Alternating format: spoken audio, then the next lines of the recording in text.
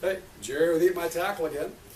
And another tip, this summer everyone's out dragging for tunas. Probably the most successful lure over the years has been one called the Green Machine.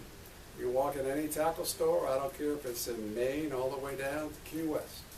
Everyone knows what a Green Machine is, even in the Gulf Coast. It has dark green beads, green skirt, quality hook, anti-chafing gear on the loop. We sell them as a single, we sell them as a 4-pack. People even buy them to hook up on dredges. That's the tip of the day. Catch them up. I love my job.